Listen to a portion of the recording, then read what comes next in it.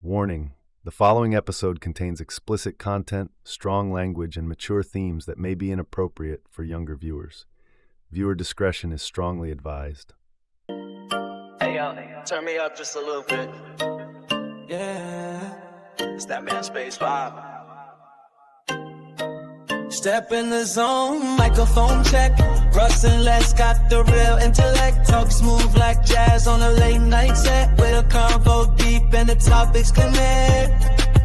From the struggles to the wins, they address it with grace. Drop lines so cool, you can feel the bass. Two kings of the craft, and you know the rest. Kick back, pour a drink, welcome to the space.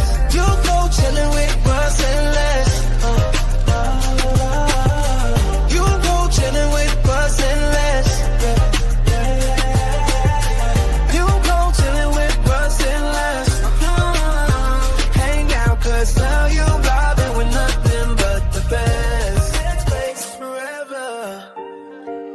Welcome into another edition of the Manspace Podcast. Now, this is the voice of Russ, and with me, as always, maybe sometimes, but he's not here. But we know he has been out on vacation, and we do have some more vacation footage of my buddy Les. He's been at the buffet racking up the plates. But Manspace Nation, I am not alone. Filling in the co-host position today, once again, for the third straight week, Marcus A. Wright. And you know what Marcus told me? He said he is not driving his car again until the gas prices go down. The one and only Marcus A. Wright.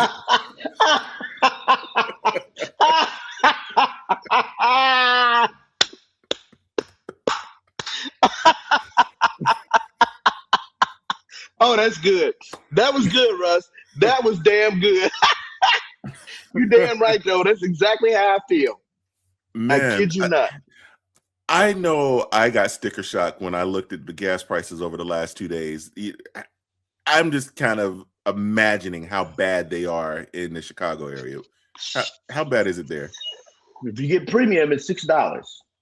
Oh, If you get 87, it's $5. oh my goodness. We just crossed $4 just yesterday. I'll come down And- there and use our gas any day. Oh my gosh, I was so mad, you know, because I got that big 35-gallon tank on my truck. Oh yeah, you do. Ooh. And I came home and I looked, and okay, it was like $3.99 yesterday afternoon. I'm like, okay, I'll wait till I get back to the house. I run back out, and it was $4.14. I'm just like, what in the world just happened? See, I can't even think about that because Mm. that brings a lot of emotion out. Because Mm. there is no reason for gas to be that Yeah. much, and the fact to me that people have to say a few years ago gas was high. No, it wasn't. Gas is Mhm. much lower than it is today. So, Yeah, and that absolutely. price is going to go up even more. Absolutely, absolutely. We're not But, running the you know, country though. Marcus, I don't want to talk on a downer because you know what? Today, as we're recording this episode, today is actually my birthday. Happy birthday, Russ! Appreciate it. I wasn't going to do a show today, but I met a guest who sparked a little interest. We had a nice conversation, and he has a product. Now, I got the product. I have the product. I have it sitting off Okay. to the side over here. Mhm. I'm hoping to be able to make this a happy birthday with this product. All right, man, Space Nation. Let's all put our brains and send out that good energy so he can have that happy birthday today with that product. We want to make it a happy birthday, man. Our guest, he is the founder of FirmTech. It's a tech ring which monitors erectile health to help men understand changes and prevent serious illnesses. FirmTech has been awarded the Healthcare Business Award by the Science and Engineering Health Technologies Alliance. And Manspace Nation, I am just so excited to bring on our guest, Dr. Justin Elliot. Well, it's great to be here, and this Elliot, I'm just glad this is an important. Hey, I got two first names. Hey, Mom, I come know. on. They call me Elliot. You call me Justin. But this is my 38th wedding anniversary day. Congratulations. Congratulations. I will Congratulations. share 38 with you years that old. the Wait, key to a successful marriage is to have sex almost every day. I got to give you And the bad kids applause here. There it goes. They're there. They're never so, on cue, but they're there. so Marcus, I think one of the important ways you can deal with gasoline sticker shock is to try to have an orgasm every day. And then when the price of gasoline comes down, just go up from there. Just increase it because See, I'm with him. I'm with him. I mean the other thing about the ring is not only just to make a point about this being your birthday, Russ, is that the ring can also produce a more intense orgasm. Mm. So this should be a good night. And tonight is the night I think your wife should put a ring on it. Ah.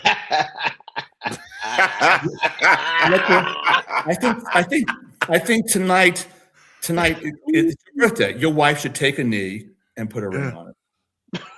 You know what? I'm just gonna, why not? There are certain nights that are guaranteed in a man's life, right? Birthday, Valentine's Day, anniversary, and there might be one other in there. Yeah. But those are guaranteed nights. So hey, we'll see what happens here. I expect a full report, and if you want, I'll take a look at your data tomorrow and just see how good it was. Wait, so this thing sends data? Yeah, we're in the Google and Apple stores, and I got into this really for the data, but then realized that I actually solved the cock ring problem, which I'll get into in a moment. So it's about 4 years ago that a urology professor at the University of Utah asked me to come up with a way of counting the number of nocturnal erections. Now, you might ask, why is it speaking to Dr. Justin in Montana about counting the number of nocturnal erections? Well, that's because of my background. I am an emergency medicine physician and a remote patient sensor technology expert. So as an emergency medicine physician, I think I saw like 75,000 men. I think, or patients rather, across my career. Short of a heart attack or a stroke, there are a few emergencies that concern a man as much as a limp dick, right? So especially a consistent limp dick. It's one thing, hey, I was drunk, but if a guy's dick is consistently limp, he probably shouldn't have access to his driver license, and certainly should not have access to his guns after 2 or 3 nights. So maybe the price of gasoline will have an impact on the suicide rate for men. I don't know, but I live in Montana, and I ride horses. My wife says I ride recklessly like a 12-year-old. And I say I ride at least like a 25-year-old. But right next door, next valley over here, by the way, it's called Paradise Valley. And let's not talk about this too much, people, but Paradise really is over the next valley. It's really beautiful. So I was riding about 7 years ago. I was riding horse wildly in Paradise Valley, and some effing do-gooder had cut a tree that had fallen over a trail. So you could walk underneath it, but you couldn't ride a horse underneath it. They weren't thinking about me. And I was not wearing my body armor, at the time on my chest. I wasn't wearing plate armor, nor did I have a shield.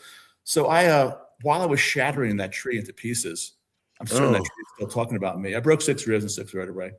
And as I was lying there on the ground, my wife came up behind me and said to me, she asked me 2 questions. Are you going to die? And I said, no, but I'm going to be in a lot of pain. It's going to be really hard to get out of here because we're like 7 or 8 miles into the wilderness without cell phones. And her second question was, is your dick going to work? Okay. And he had priorities. My priorities were kind of different. I already knew my dick was going to work because I'm going to pass this on for any men who listen to this. If you think you've broken your spinal cord, or woman for that matter, you've injured your spinal cord, not just the bones, you can perform what I call the cock-up sign.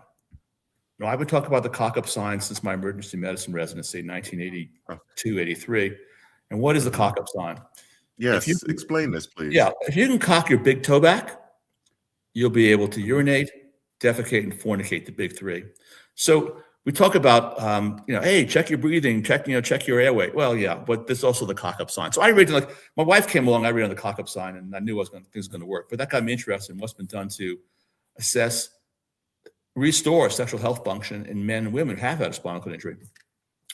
And there were 6 papers in the medical literature, research literature, saying that they're able to neuromodulate human sexuality.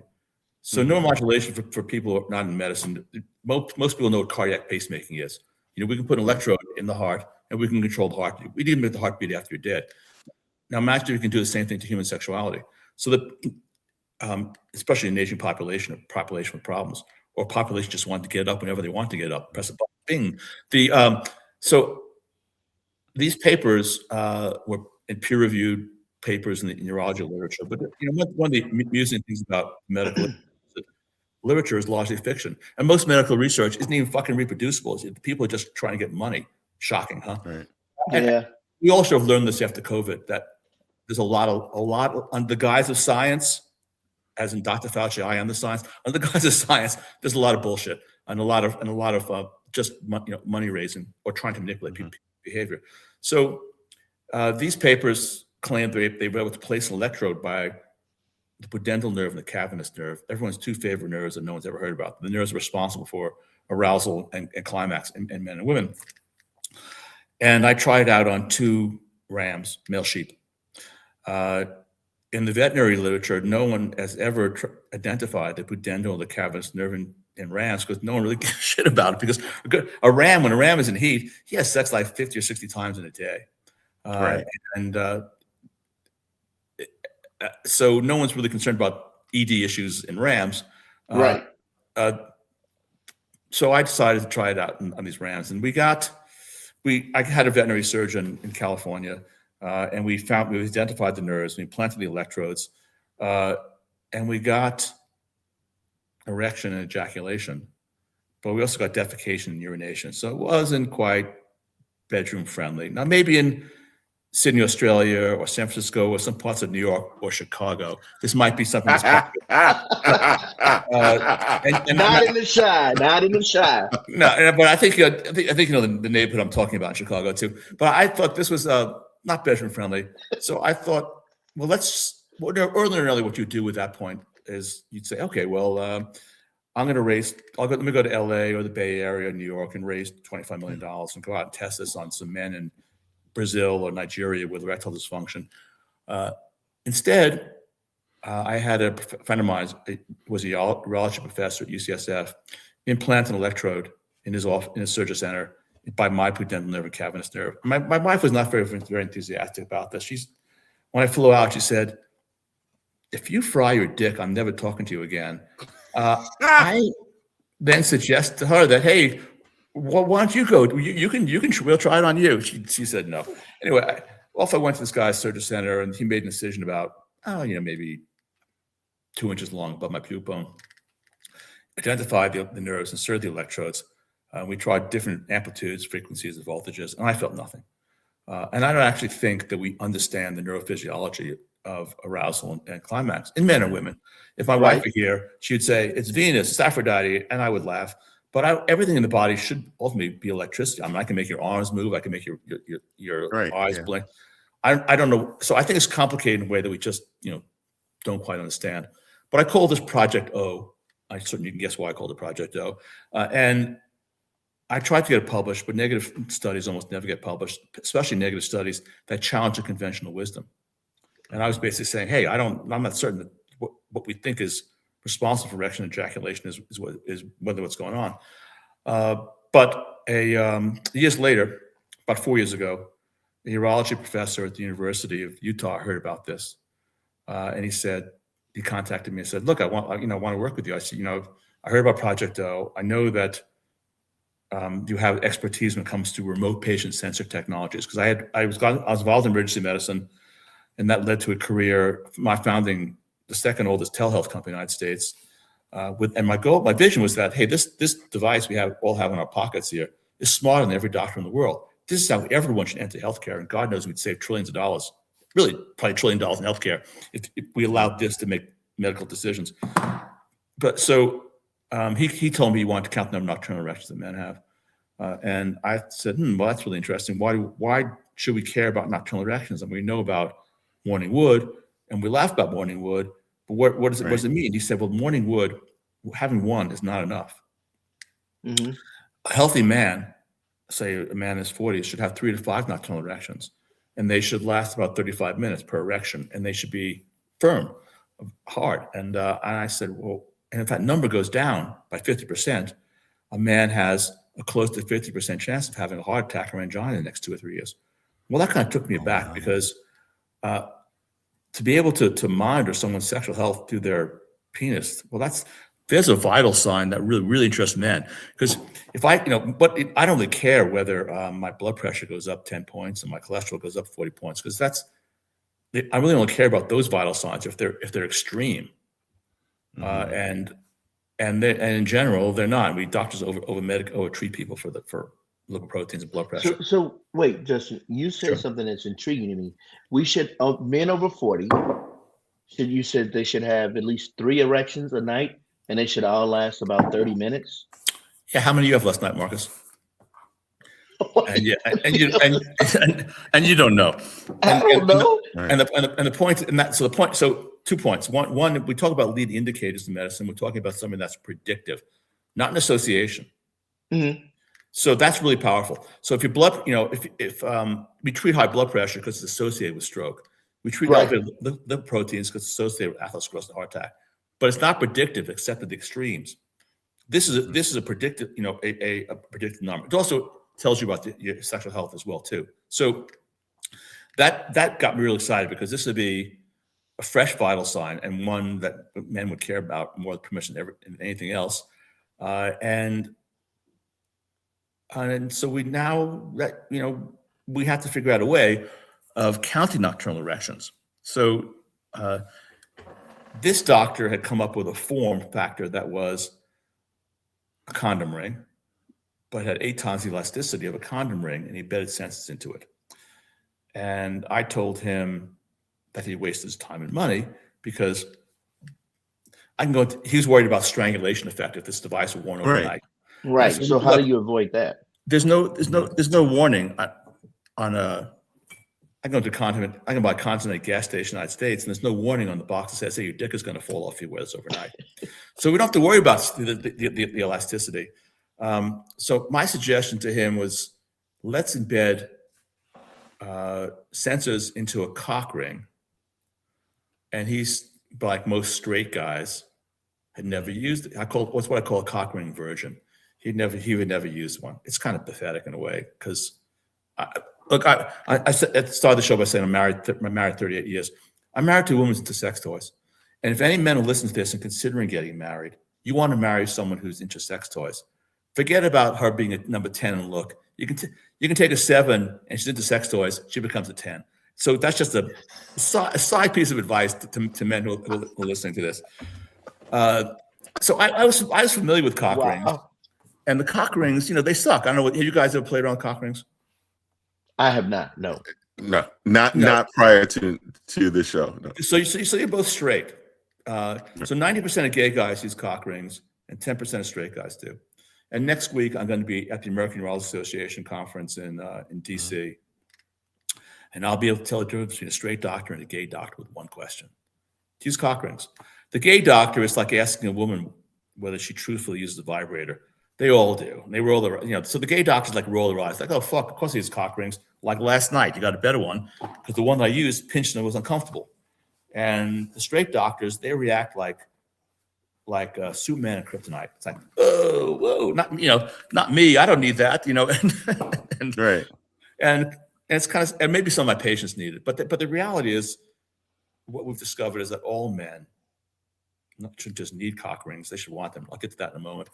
So, there's a couple things that you kind of hit on, and I just want to go back to. So you were talking briefly about wearing overnight, right? And the possible strangulation effect of like a traditional ring, but in your product, it's more elasticity to it, to where you don't have that effect. So That's That's something right. you can just We put have on. we've had zero medical complications, which has actually surprised me. So we have documented 240,000 erections, and they're not all mine, by the way. 240,000 erections on over 5,000 men now, and these 5,000 of all men of all ages. And we, to my amazement, we've had no guys have to go to the ER, no guys have had to take a medicine. And you know the state of men's hygiene.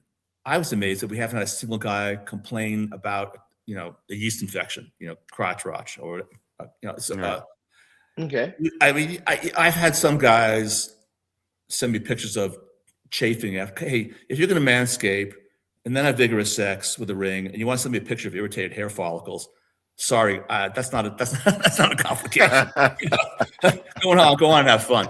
So, Right. So the device is uniquely safe, and and there's independent research involving 4,000 erections showing, with zero complications. Published research. So the conventional cock ring are these. Here's one right here. These hard silicone rings. They're not that stretchy. They pinch. You have to have an erection for it to work. So because then you snap this basically like a road bend onto your dick, and it's like lynching your dick. You're cutting off the arterial blood flow to maintain the erection. They can only be worn safely for 20, 30 minutes. And I don't know about you, but most likely, like most straight guys, I'm interested in lynching my dick. So I'm not interested in doing that either. Gay guys are apparently. They'll put up with it because they're more into it than to play around with stuff, than straight guys are. So if you told me 4 years ago, Elliot, you're going to be talking to Russ and Marcus about erection rings and other situations like this, that's going to be your career, I would have said no fucking way, because I would have been like you guys. Well, I don't need that. I'm good. Now I understand it's about being great. So but how did I come up with this? Because here's what our ring. It's soft. It's made out of elastomer. How did I come up with this? Well, I owe it to my wife. I would say probably, I don't know about your guys' marriages, but I'd say about half the heterosexual sex in the United States, or the world for that matter, probably starts when a woman takes off a bra and she wants to have her back scratched. And why she want to have her back scratched? Because there's an elastic, there's a silicone band in the back, and silicone is irritating to the skin. It's why I see women, they're not even aware of it. They pull in their bras or readjust their bras on the skin 8 to 10 times a day, according to the fashion industry. And then they want their back scratched. So I scratched my wife's back, and I looked on her desk, and she had one of those stress balls. And I thought, oh, duh, why do we make a cock ring out of elastomer, which is a softer version of silicone, rather than out of hard silicone? Mm-hmm. And then I looked on the floor, and I saw her bra, and there it was, the hook. A bra is a ring that opens and closes. Women don't put on bras over their head. It opens and closes with a hook. Why do we make a cock ring that opens and closes with a hook as a safety feature? And also as an easy way of putting it on, because our rings don't go down the shaft. Here's just happened to have one of these on my desk. This is me, by the way, guys. My wife made this cast. And Okay. you drop your balls in like this, and then it opens and closes with a hook. So it's easy on, easy off. Most guys can find their balls, and if you can't find your balls, you got a problem. So it's there. And then there are sensors in this part, in this component of it, and the sensors can measure the duration and firmness of all your erections, and one of them I can count the number of nocturnal erections. So let's go back for just a second, Sure. right? And what I want to know, and I'm sure what Manspace Nation wants to understand, is this: what really made you come up with this idea, and how beneficial is it for us as men? What made you come up with the idea? Well, the idea came to me from this urologist contacting me and telling me that he wanted to come up with a way of counting nocturnal erections because they're an indicator of a man's cardiovascular and sexual health. And I thought that was brilliant, because we're all on the road from erectile fitness to erectile dysfunction. And I've actually trademarked the idea of erectile fitness. We all, because we're a fitness-oriented culture, we want to maintain our fitness. And as we go down this road, we'd like to know where we are. Right. Am I good?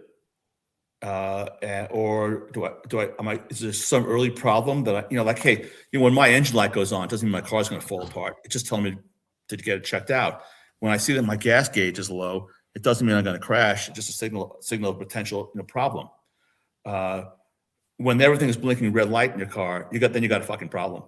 So we're giving men a dashboard of their sexual and cardiovascular health. And obviously with a dashboard, you can do several things. One, you can avoid problems because it's going to give you early signals of problems. Okay. If you have a problem, it could be, yo, Marcus, hit the brakes. You need to make a U-turn, hit the nearest gas station, or see a doctor, or tragedy, it could be, hey, Russ, it's too late, man. I'm teasing Russ. So we're giving you a dashboard that will help you to identify problems before they occur. And when you're saying to help you with problems before they occur, so this information is being transmitted back, and you're able to communicate to the patients. Correct. We're in the Google and Apple stores. There's an easy to use app. You can share the data with your doctor, and we give you notifications like, yo, Marcus, since you started taking that pill, your erections are lasting 20% longer. Or it could be, hey, Elliot, there's a problem, Elliot. Your erections are 50% less firm than they were last month. Or it could be, Russ, I'm just picking on Russ for a moment. Since you are the hardest man in your town in South Carolina, way to go, man. You want to put that out on social media. My pastor looks at my social media. It's not going to be on there. Look, that ain't gonna fly, right? I can see that going well in church on Sunday. We do have some, and Chicago would be tough because we do have some customers in Chicago, and there's some stiff competition there, literally stiff competition.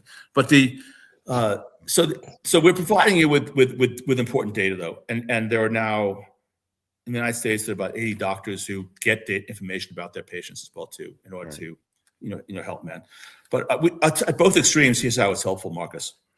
We've had 3 men get cardiac catheterizations that we're aware of because they were blaming their sexual problems upon the fact that their wife couldn't give a good blowjob or gotten fat or whatever. And all 3 of these cases, their wives bought them the device. And one guy had 1 nocturnal erection, one guy had none, and the other guy had 2 weak nocturnal erections. They ended up cardiac catheterizations. They ended up, potentially being saved from dying or at least having a heart attack because the ring identified a problem. At the other extreme, we have 4 men that we're aware of who thought they had erectile dysfunction, got the ring. These guys were going to get penile implants. That's how bad their problem was. And they didn't need an implant because they had normal number of nocturnal erections. And they realized that the problem is actually in my head or my girlfriend and my wife was unrealistic expectations about how a man can perform. So the device can be life-changing, life-saving. It can be used to guide testosterone replacement therapy, like what's the right dose for me, because we're all in medicine we talk about an N. An N is the number of subjects in a study. Well, I care about that to some degree, but I particularly care about me, an N of 1. Me, what's going on with me? So I'll pick on Marcus this time. So Marcus, let's suppose you and I were thinking about starting on testosterone replacement therapy, which by the way, I do take. Let's suppose we're thinking about it. Well, our doctors would put us on the same dose, and that's stupid.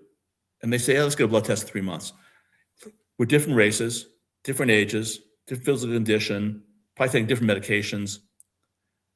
I want data. I want data that's about me. I want to see that my nocturnal erection data is improving. I don't want to just chase some lab number saying I want to be average. The other problem with testosterone replacement therapy is I want to be optimal. And I know that Marcus wants to be optimal. Marcus wants to be in the 90th percentile for a man his age, as do you, Russ. So with our data set of now like over 5,000 men, you can do 2 things. One, you can get your own personal data, but you can compare yourself to thousands of men. Am I above average, below average?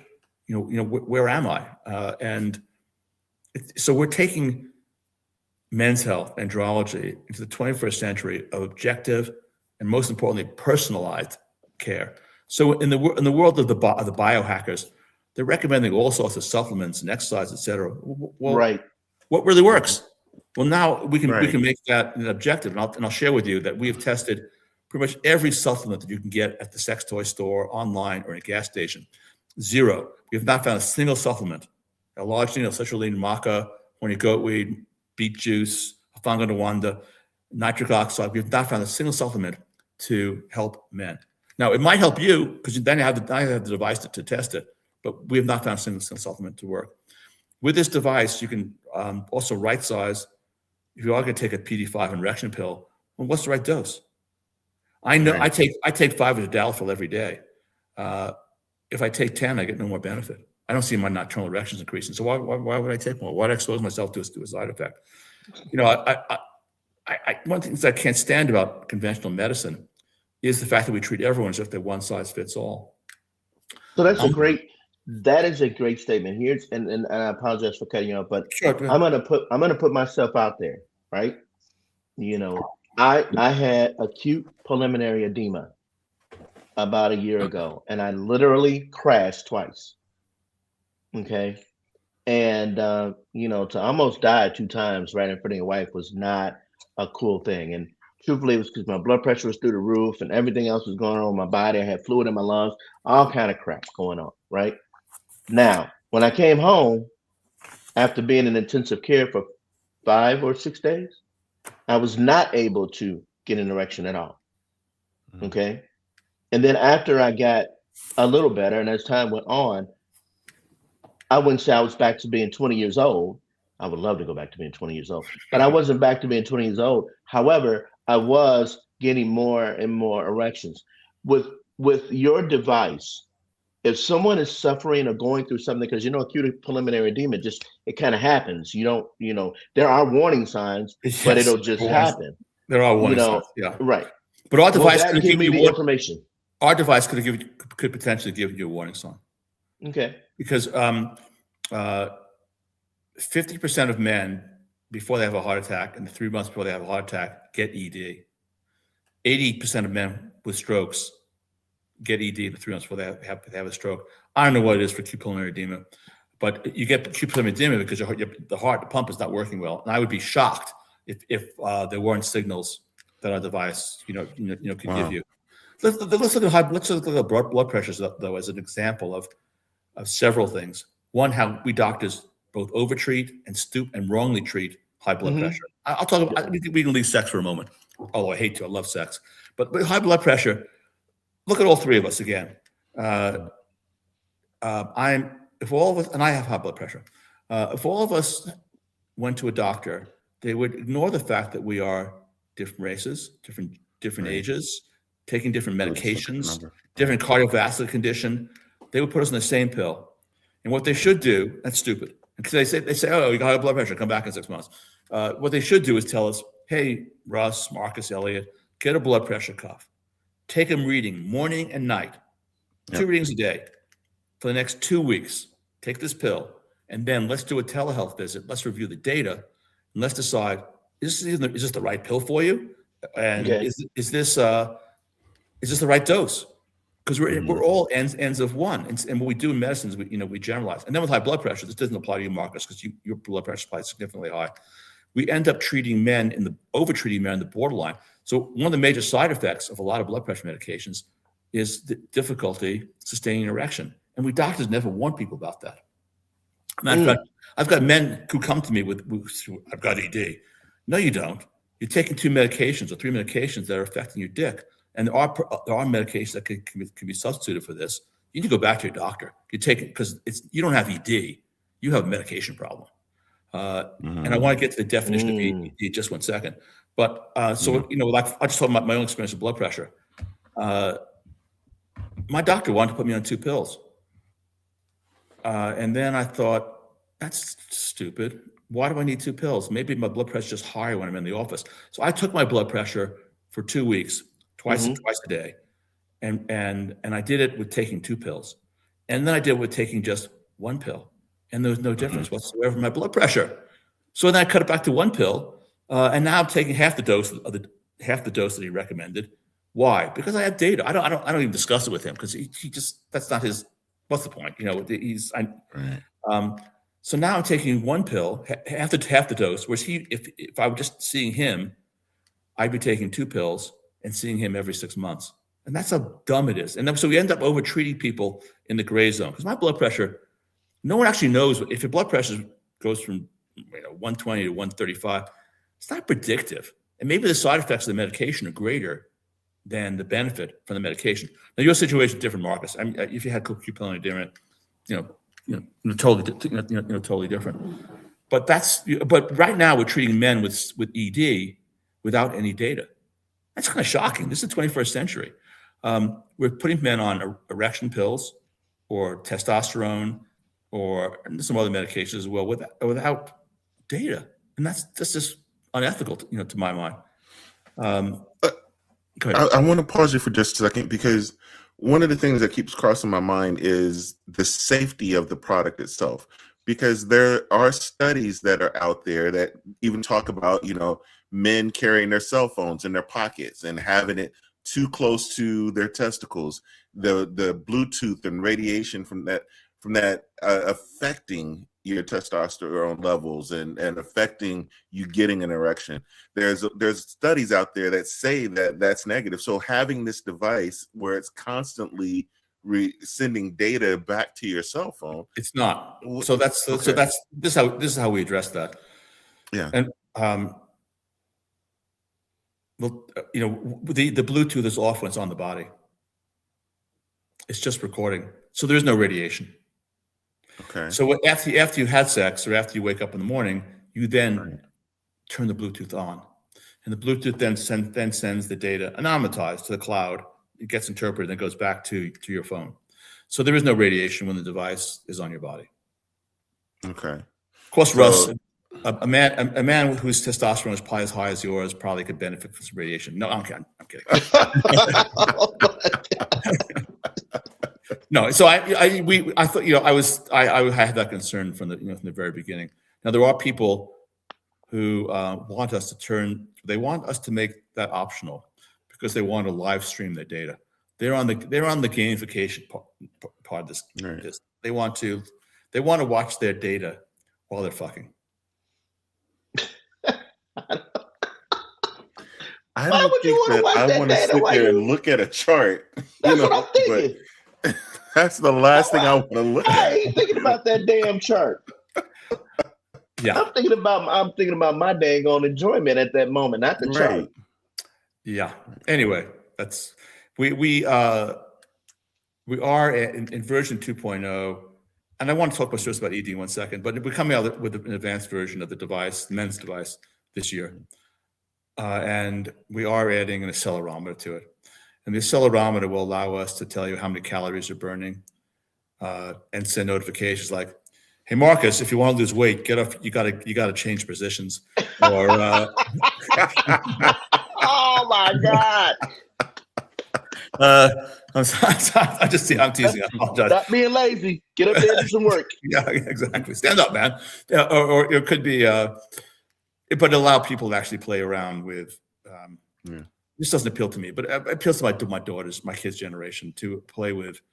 Hey, you want to be some NBA star as yourself having sex with a butterfly. You can actually live stream that if you want to. But anyway, that's coming. But let's talk about ED, because most men don't have ED. This is the important message that I want to get to people. Because what we've done is medicalize something that doesn't need to be medicalized. So the definition of erectile dysfunction by the International Society for Sexual Medicine is as follows. First clause: inability to get an erection or difficulty getting an erection. Well, that's ED. That's a dysfunctional dick. That's a dying dick. And if you have that problem, if anyone's listening to this show has that problem, I don't mean when you're drunk, I mean consistently, especially if you have that problem while you're masturbating, you need to see a doctor, because you're not getting enough blood into your penis. And you're not getting enough blood into your penis because either your heart is not working well, or the arteries in the penis are narrowing and not giving enough blood to your dick. And that's about 12 to 13% of men. And that's real dysfunction. The second part of the definition, though, is difficulty maintaining erection. Well, that's too broad, because that's all men. So all men, as we get older, we don't sustain erections as easily did as we were younger. And we all kind of know this. In retrospect, this is really obvious. I mean, when you're 12 years old, the girl gives you a peck on the cheek and holds your hand for 5 minutes. You get a hard on for an hour and a half. Russ, Marcus, when was the last time that happened to you guys? I won't say an hour and a half, but I will say a good 45 minutes one day. Yeah. Yeah. Well, come on. You got a hard on just from holding your wife's hand for 5 minutes? I don't believe it. Well, it depends on where our hand is. I'm not talking about that kind of hand hold. No, okay, because I had to be quiet on that one, boy. I can't give too much information. But it doesn't. As we get older, by the time when we're 20 years old, we can fuck anything. By the time we're 30 years old, frankly, we have other things on our mind, right? That can be distracting, and there are other things that can come up. Hey, when I was 20 years old, a woman could say really stupid things to me, and I wouldn't lose my erection. By the time I was 20 or 29 years old, a woman could say things to me that I found to be stupid, and I was like, I'm not that horny. But also as we get older, blood leaves the penis faster because the smooth muscle around our venules that keeps the blood in is getting weaker, and the venules, the little veins in the penis, are getting stiffer. An analogy would be to other body part. If one of my kids lives in Stockholm, Sweden. If I fly there, as I will this July, to want to see my grandkids, and I'll be sitting on planes for 12, 14 hours, my rings get tight and my socks get tight, and I have a little bit of swelling. So why is that? It didn't happen to me when I was 25 or 30 years old. And it's not happened to me because I'm drinking. It's not happened to me because my wife is saying stupid things to me. It's not happened to me because I stay up for the next hour, dancing. It's happening to me because my venous system, the other side of the circulation, arterial system, that takes blood back to the heart, is getting weaker. And the penis, the effect of that is blood leaves the penis faster. We need more stimulation. We get hard, but we need more stimulation to sustain our pleasure when we get older. Maybe not you, Marcus, but I think it's true for me, probably true for Russ as well too. So if you're getting an erection, you're losing it. It could be multifactorial. It could be, hey, your wife or partner's cheating on you. It could be too much alcohol. It could be I should have stayed up dancing till 1 o'clock in the morning, or maybe smoking that entire joint was a mistake, or I'm taking medications like blood pressure pills and antidepressants that impact my ability to sustain an erection, which is a problem. But I'm getting hard. The primary goal of therapy should be to keep blood in. Pills, Viagra, Cialis, they put a little blood in, but only a ring will keep blood in. But the rings suck. These conventional O-rings that I talked about before, they haven't put on with straight guys because they're uncomfortable, and also because we got guy pride. Oh, I don't need that; it's not natural. But what the data clearly shows is that all men would benefit from rings, and I didn't understand. Okay. I didn't understand that 4 years ago. So here's the question that men need to ask themselves about rings. Do you want to get harder? Well, we all want to get harder. And we are unaware of how little it is, so the ring can do. So the average man using our ring increases his girth by 3 to 5 millimeters. Well, no one's going to walk by Elliot or Russ tonight and say, "Oh, fucking porn star, man." They're gonna. But that's more blood. That extra 3 to 5 millimeters in girth, circumference, is more blood that we can hold in our penis with a mouth, a vagina, a hand. Why is that? Because we're compressing the superficial veins. The more blood is held in the penis, the more sensitive it is, the harder it is. The next question you need to ask yourself is, and all guys know what the answer to this one is, do you want to be more confident? So this is a big game changer in my marriage. Do I want to, as opposed to like, it's late. Maybe I might lose it, so we'll have sex tomorrow. Or, having that fourth cocktail, that was a mistake. Or, I have other things in my mind, and I'm worried that with all these, could be business, it could be I'm worried about paying the mortgage. I have these other things in my mind. My mother-in-law is in the next room. It could be that I have these other things in my mind that could make me think, maybe I'll put off having sex. So do I want to be more confident? Of course. Do I want my partner, my wife, to be more confident? Why is my wife more confident? Because let's talk realistically about sex in a marriage. In a healthy marriage, the woman comes first and probably comes third. What the usual sexual event in a marriage is they go to bed together. I'm not talking about in a marriage or sustained or in a partnership. I'm not talking about just dating someone. Guy goes down on his partner, She comes, and then because she's in her post-orgasmic bliss or stupor, she doesn't want to do shit. Her attitude is, hey, fuck me, take me. Well, now the guy's half hard because he's just spent the last 10, 15 minutes going down on her. And I'll talk about my marriage now. I'll make it real because my wife doesn't mind what I talk about. She's had 3 kids and she's 72 years old. Her pussy's not as tight as it used to be. I'm not as interested in missionary position sex or even rear entry position sex with her because it just doesn't feel as good. But with a ring on, I don't have to worry about losing it anymore. Now, so now you want to rock harder, you want to be more confident, you want her to be more confident, and you want to last longer. Now let's look number 5. Marcus, Russ, do you guys want to have more intense orgasm? Of course. Yeah, Of course. Yeah. So how does a ring do that? And this is where I was ignorant. Because I designed our rings to comfortably produce the right amount of pressure over the urethra to draw out the ejaculatory phase. So we tested it on 28 men, age 28 to, I was 70. This is 2.5 years ago, almost 3 years ago. And when with the elastima, we achieved the right grip that we can, without cutting off, choking off the ejaculation. Every man's ejaculation phase increased by 50%. So my ejaculatory phase with the maximum performance ring goes from 4 seconds to 7 seconds. And that's an incredible orgasm. I now sexed out a ring now. And 4 years ago, I would have been, I don't need that. And so my wife said she's glad the kids are out of the house because I'm noisy for the first time. And the ring is a game changer. She likes it because she knows that she doesn't have to stimulate me a lot, and I'm gonna be hard for 45, 50 minutes.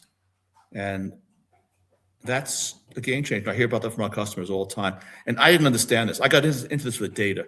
The data can be life-changing, even life-saving, because the data is indicative of your cardiovascular health and end of your sexual health. But the ring itself is a game changer for optimizing performance. So there are 3 studies comparing the ring to 10 milligrams of tadalafil, Cialis, most commonly prescribed erection pill, probably in the world. 1 done by us privately and 2 done independently. And we looked at the time it takes for erection to go down after climax. So you rock hard, and then you let it go down. With nothing, it's 25, 35 seconds. With 10 of tadalafil, you stay hard after climax about 2 minutes. With the ring, our ring, of course, being the best in the world, our ring, it's about 3 minutes, close to 3 minutes. And both together, it's over 4 minutes. And the takeaway for that for every man is, if you want to optimize your performance, put a ring on it and take a pill. And that's not the way doctors are thinking about it. Doctors are thinking about pills, and maybe do an implant. And that's a disservice to people because the data clearly indicates that all men can improve their performance with a ring. So there's a Dr. Yoshi Sato in Japan, and he is the incoming president of the Japanese Society of Sexual Medicine. He's a big shot in Japan, and internationally as well too. He just recently did a study of men who have really D. There's something called erectile hardness score. It's a 4-point score, with 4 being normal and 1 being a dead dick, and 2 or 3 being in between. A 2 can't penetrate, get a little stiff but can't penetrate, and 3 can penetrate but can't sustain an erection. And these were men who were taking a pill, and half of them were injecting Trimix, which can't produce erection in most men. It wasn't working in these men because they had heart problems. They weren't getting enough blood into their dick. Okay. 100% of the men with an EHS at 3, these are guys who could get stiff but not sustain an erection, were able to have intercourse for 10 minutes and stayed hard for 8 minutes afterwards. 100%. And these are men with real ED, not just, hey, I can't get, have trouble getting, but because my point about ED before is that most men are getting an erection and losing it. I'm not talking about those guys. I'm talking about guys who really, really can't sustain an erection. So the ring, this is serious. The benefit of the ring is backed by serious, research. Let's talk about ED, though. So we've made 12 to 13% of men really have it, but the rest of the men just have a problem. And we shouldn't medicalize problems. And so I'll pick on Marcus and Russ again. Hey, both you guys, do you run as fast as you did now as you did when you were 20 years old? Hell no. Absolutely not. And I don't either, by the way. So you know what? We are all suffering from RD, running dysfunction. And by the way, I've got a whole program for you of medications and supplements and exercise program, because we need to work on your RD. You got bad RD. But that's what we've done with erectile dysfunction. We've made men ashamed of something that's actually, for most men, not all of them, but for most men, it's just part of the normal process of aging. We've created an expectation that most men can't achieve. Hey, like I said before, when I was 20 years old, I could sleep on almost anything. I can't do that right now. Right now, for me to sleep with someone, I've got to have a connection. Right. I've got a guy right now who's 35 years old who epitomizes this problem. He's 35 years old. He's in New York City. He is like 6'3", 6'4". He's like every woman's ideal. He's mid-30s. He's making 7 figures. He's a former athlete. Granted, he only played for 1 season and sat on the bench, but he's a former athlete. He's got like a 12-pack. He even sent me pictures. He decides that he thinks he has venous leak. That means that's when blood is leaving the penis too fast. And he's not responding to pills, and he's injecting Trimix, prostaglandin, in order to get an erection. He said his urologist in New York City, an academic guy, refers him to me. I tell him, I doubt if a guy your age and in your physical condition, because he had to send me a picture of his dick and his 12-pack. I doubt if you got ED, but try the tech ring. He gets the tech ring, and the tech ring shows him he's having 4 to 5 nocturnal erections per night. They're lasting about 40 to 50 minutes on average. He's healthy. His ED is in his head. In his head, okay. And so what's he doing? He's dating hot. I'm kind of jealous of the guy, by the way, because he showed me not that he showed me a picture of his dick. I got a good dick. And here's me. I'm okay. But then this guy shows me, but he's showing me pictures of the women that he's dating in New York. That's just too much. I'd love to date some of these girls in New York. I mean, would I like to be 35 years old going out with hot women in the late 20s? I know Marcus and Russ, you guys are real tight with my wife, but that fantasy really appeals to me. So what's he doing? Well, he's sleeping with 3 or 4 women a week. He's 35. So because he had a couple of failures, he now injects. Well, so it always gets hard. But these injections can lead to scarring. They can lead to and blood clots in your dick. Oh, wow. Wait, hold on. If you inject to get an erection, you can have a blood clot there? Yeah. Yeah, we ain't doing that. Yeah. Well, if you inject frequently, it increases the risk. So anyway, I told him, look, your problem is you're 35 and you think you can perform like you were 25. And now you have it in your head that you've lost your confidence. You need to inject. I suggest to him that, actually, why don't you not sleep with someone the first time? Why don't you see if you actually like these people? Good. And because, and he's like, no. Then he's like, well, look how beautiful they are. It's like, well, you're going to pay a price because you're going to damage your penis to keep this up. And I just think you should try to. I'm certain that if you dated someone, maybe. And by the way, women kind of like being teased. You don't have to bang on the first night. Anyway, I don't think he didn't listen to me, but he does. But the ring showed. The ring did show that he does not have ED, although he's self-diagnosed himself as having ED. Yeah. He actually has confidence issues that and that's another thing that guys need to get performance anxiety. Guys need to get more realistic. You need to if you think you have ED, get a tech ring and get your data and find out where you are. And again, like 85% of men don't actually have ED. But once you see, but you can use the ring to see the impact of medications that might be giving you ED. Blood pressure, or flow medications for your prostate. I can use the ring to think I can actually nail just how many drinks I can take before I can, there's that point as a guy where you can still get hard, but you can't ejaculate. So anyway, you can play around as well too, but the ring also addresses. The ring is also going to help you optimize your performance. So I want to go back for a moment because I did a show last year with Dr. Arthur Burnett, and he's one of the pioneers of nitric oxide, and which led to the creation of Viagra. Right. you mentioned, and you kind of threw a bunch of supplements all out there at once, but you mentioned nitric oxide, and there's a lot of people that are urologists that swear by nitric oxide being.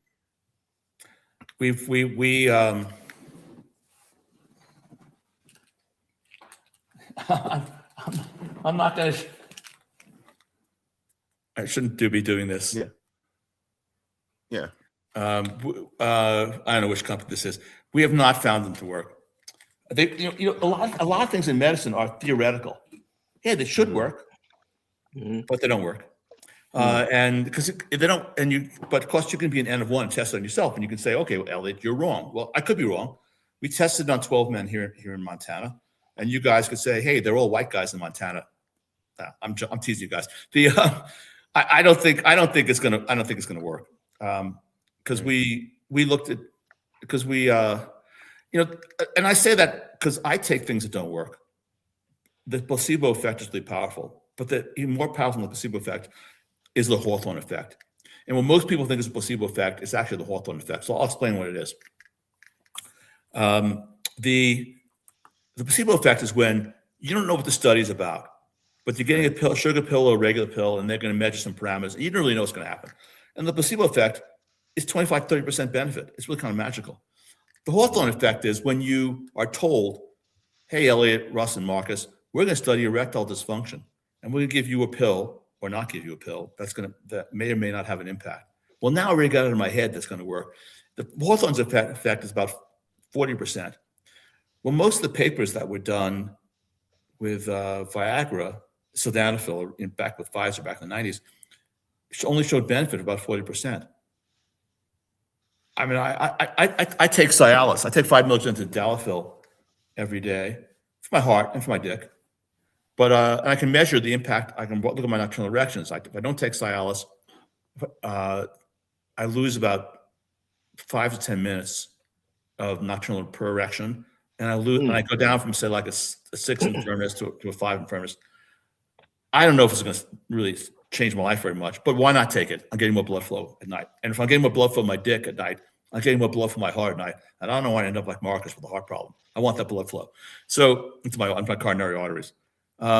If I take 10 or 20, I'm getting more benefit. But without the data, I have no knowledge. Right. I got a guy here in Montana.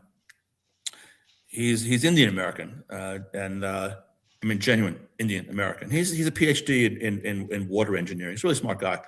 He swears by some particular variant of beet juice because beet juice actually breaks down to nitric oxide.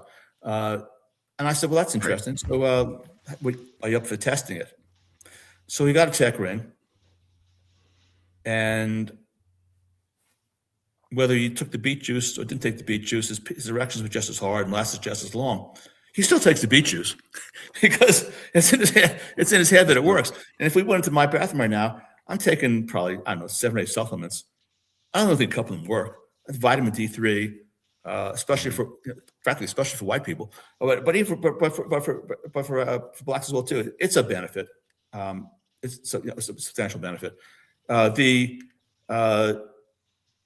take fish oil. It's good for the heart. Marcus should be taking that if you're not taking it. Russ should be taking it as well too. I take nanokinase because of some slight proven benefit for the heart.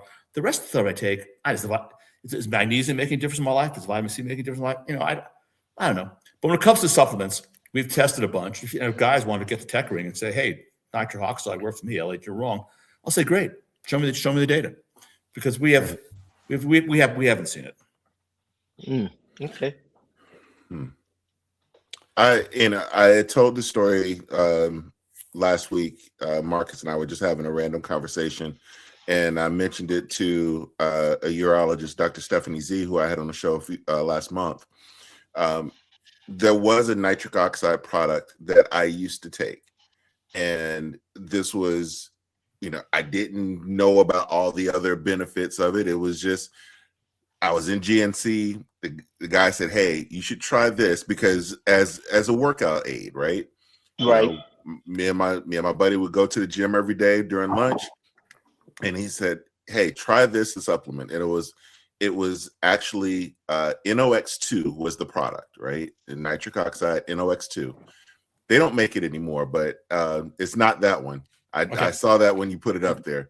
But NOx2 at the time, tried it, worked great.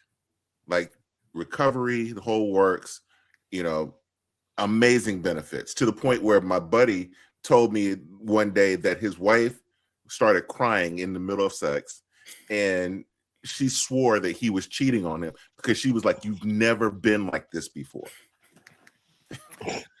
Maybe laughing, I gotta wait. Maybe he finally figured out where the clitoris is. Right. Maybe. But I have my own beneficial stories out of this, right? But that product is no longer on the market. Why? And everything that I've tried nitric oxide wise since has never been the same as this original product. I can't find the product anymore. I don't know why it was taken off or why it was changed, because I found like NOx3, but it wasn't. And I tried NOx3, but I didn't have the same effects as NOx2. And I don't know what was taken out of the product. Well, anything that has an X in it is automatically more powerful. Really? I'm teasing. He almost had me though. He almost had me. I'll make fun of my own company. So we're just launching. We're doing a pilot project first, though. I want to make testosterone replacement therapy more objective. Because right now, testosterone therapy, the doctor tests a blood test and asks you 3 questions: how's your energy? How's your sleep? And how's your libido? Well, everyone wants more energy. Everyone likes to sleep another hour, and no one knows what the fuck libido actually means. So I want to make it objective. So for me, the energy question is really, if I put on someone testosterone replacement therapy, I want them to measure their pecs and their biceps, and I expect them on T to gain about 10% of body strength in about 8 weeks. So it's objective. When it comes to libido, my question is, how often are we initiating sex? Because now it's quantifiable, right? And then I also want to look at the nocturnal blood flow. So I can now make I can dose test, and also I want to optimize their free T blood test, not their total T. That's a waste. I want to optimize their free T, and their free T really should be in the 20 to 30 range. So we're calling our testosterone program, no surprise, guys, Firm TX. X with a capital, of course, but that's just marketing. That's by the way, so the nitric oxide, I would imagine that the benefit was I would say was probably Hawthorne effect benefit. But it might work. I don't know. Without data, I don't know. Right.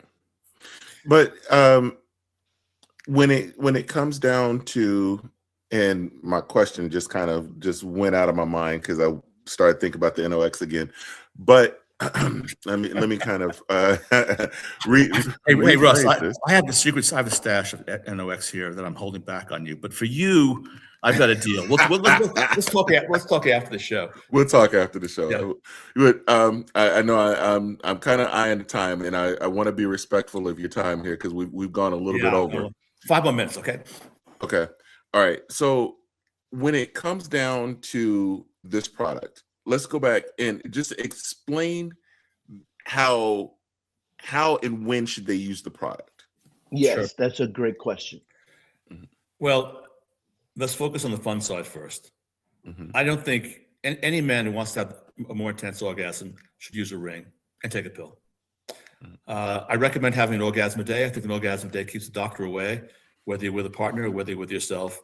The benefits of regular sex are profound. From your mental health, your heart health, your immune system. Marcus, if you've been having sex every day, you probably wouldn't have that pulmonary edema. And I'm going to talk to your wife about that after the show as well, too. We're not going to do that one.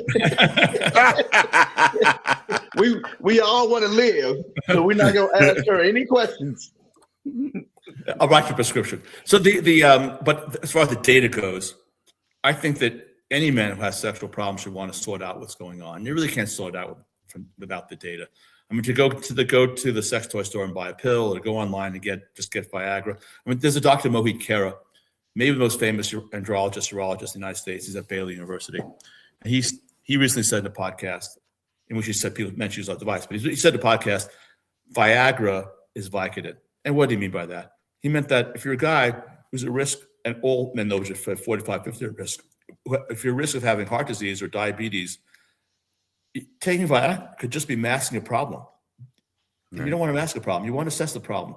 And one of the problems today is that the doctors in general, the regular doctors, they don't even investigate. They just give out pills. I mean, your average doctor spends 7 minutes with a patient, talking with them.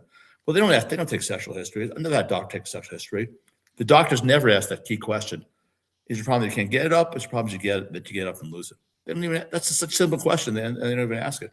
So if you're over the age of 45, 50, or you're younger and you have a problem, you want to get your data. And then you need 5 or 6 readings in order, because you want to get a trend. It's like blood pressure. Why would I take, my doctor started me on blood pressure medication because he had 2 readings in his office 6 months apart. That's stupid. So for the device, I recommend get 3 to 4 nocturnal readings, 1 solo masturbating and 1 with a partner ideally. And then you have trends that you could follow. And that's really, really valuable, because we look to healthcare to be preventive. We want to see problems before they become problems. And we live in this incredible age of healthcare wearables. You've got smart watches, smart rings, Whoop, Aura, Garmin, Apple watches. What data is most vital to most guys? It's your sexual health data and your heart health data. And you now can get that by sleeping overnight and by fucking or masturbating. It doesn't get more fun than that. I mean, I don't.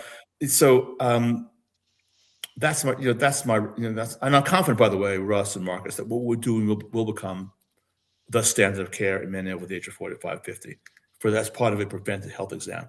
I mean, if I went to a doctor my age, or when I was 50 years old, and the doctor looked at me and said, "Hey, Elliot, you look good. Come back in a year," I would have said, "You're not going to electrocardiogram. You're not going to check my liver proteins. You're not going to get my blood pressure." This data will become important. And why is it so important? Well, 50% of the men by age 50 have ED. Yeah. Well, what's causing it? And now with the data, you can figure out what's causing it. Wow. Let's just kind of wrap this one up. But how can people find you, follow you, get more information from your product as well? Sure. You can find us at myfirmtech.com, myfirmtech.com. You can reach me at Elliot, ELLIOT, at myfirmtech.com. I probably answer 15 to 20 emails from questions from people, a week. And you can follow us on Instagram, FirmTech. You can follow us. I think we're on TikTok as well, too. We're pretty active on Instagram. Or you can find me on LinkedIn. Just put my name in on LinkedIn. Awesome. ManSpace Nation, if you go on the website and shop, you can use our code and get 15% off.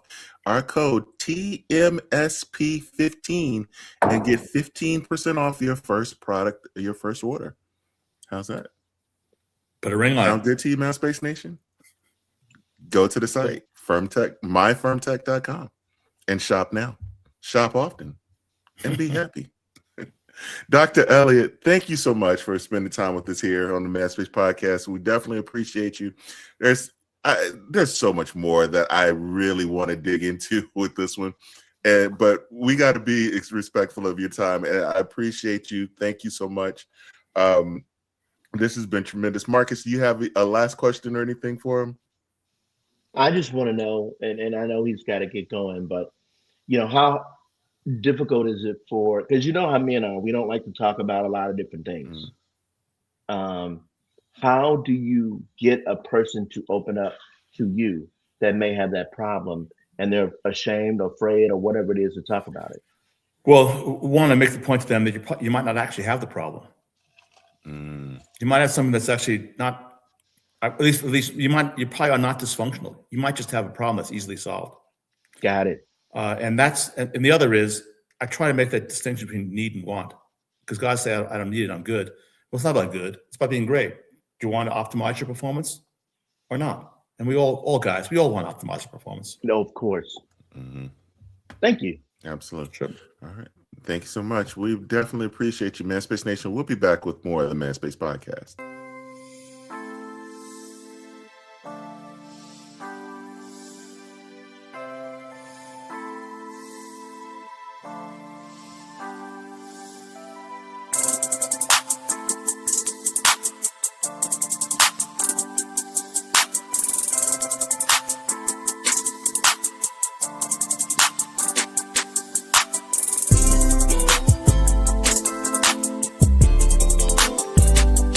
As we do each week, we like to close the show with just a little bit of inspiration. There comes a moment in every person's life when standing on the sidelines is no longer enough. A moment when excuses grow quiet, fear loses its grip, and the voice inside says it's time to step up. Stepping up doesn't mean being fearless. It doesn't mean having all the answers, or all the talent, or even all the confidence in the world. Stepping up means moving forward despite uncertainty. It means choosing courage over comfort. It means that greatness is not reserved for the chosen few. It's built by the ordinary people who decide not to quit. The world changes when somebody steps up. A leader steps up when others are afraid. A parent steps up when the family needs strength. A friend steps up when someone feels alone. A student steps up when challenges seem impossible. Every single time a person rises above doubt and takes responsibility for their future, something powerful happens. Too many times, people wait for the perfect moment, that perfect time. They wait until they feel ready. They wait until they feel that success is guaranteed, until someone gives them that permission to go ahead and do something. But the truth is there's rarely a perfect time. Opportunity is often disguised as difficulty. The people who make a difference in this world are not the ones who waited, they acted. Think about every great achievement in history. Behind it was a person who faced obstacles, who faced criticisms, who faced fear, and yet decided to step up anyway. They stumbled, they failed, they questioned themselves, but yet they kept going, and so must we. When life becomes difficult, step up. When responsibility calls your name, step up. When others choose negativity, be the one who brings hope. When others want to see you fail, step up and step up and step up again. Because every challenge you face is preparing you for the person you are meant to be. Don't underestimate the powers of your actions. One decision, one effort, one moment of bravery can change the entire direction of your life. Confidence is not something you're born with. It's something that's built every time you choose to rise instead of retreat. So Manspace Nation, today, make a choice. Step up for your dreams. Step up for your future. Step up for the people who believe in you. And most importantly, step up for yourself. The road ahead may not be easy, but nothing is ever meant to be. The strongest people are not the ones who never struggle. They're the ones who refuse to stay down. Manspace Nation, your potential is so much greater than your fear. Your purpose is so much greater than your excuses, and your future is waiting for the moment you decide to rise. Manspace Nation, step up not because it's easy. Step up because you're capable of so much more than what you know. Until next time.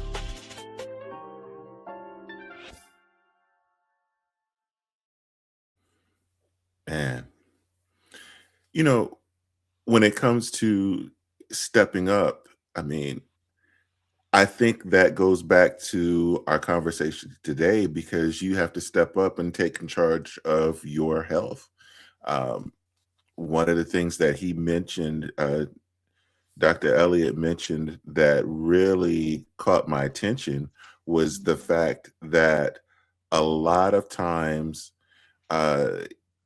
issues with ED is a pre-warning for heart-related issues.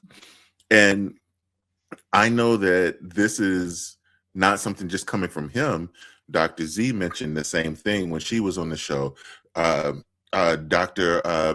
Burnett last year mentioned the same thing. These are well-known urologists that mentioned the same thing on this show, that, it can be related to heart-related issues. It's a precursor.